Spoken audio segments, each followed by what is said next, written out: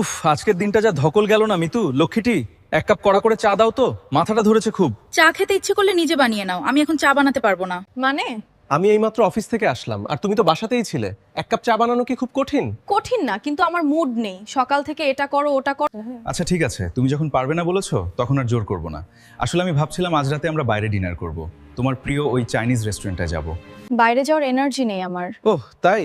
আমি তো ভাবলাম খেয়ে ফেরার পথে তোমাকে সেই লাল রঙের শাড়িটা কিনে দেবো, কিন্তু যেহেতু তোমার শরীর ভালো নেই, থাক তাহলে। ডিম সেদ্ধ খেলে তোমার অ্যাসিডিটি হবে না? হোক গে। কি আর করা, তুমি যখন পারবে না বলে দিয়েছো তখন তো না খেয়ে থাকা যাবে না। আমি বরং রান্নাঘরে গিয়ে দেখি কিছু পাওয়া যায় কিনা, চাটাও না হয় একাই বানিয়ে নেব। থাক, তোমাকে আর চিনি খুঁজতে হবে না। সারা ঘরে চিনি ছড়িয়ে একাকার করবে। সরো দেখি পথ থেকে। আচ্ছা, সরছি। এই নাও চা। আর শোনো, রাতে কিন্তু ওই লাল শাড়িটা আমার চাই। আর রান্নাটা আজ না হয় তুমিই করো, আমি শুধু তোমাকে সাহায্য করব। আচ্ছা ঠিক আছে। এই তো আমার লক্ষ্মী বউ, চাটা কিন্তু দারুণ হয়েছে। আর শাড়ির কথা যখন দিয়েছি তখন সেটা আজই হবে। আমি জানি তুমি আমার কথা রাখবে।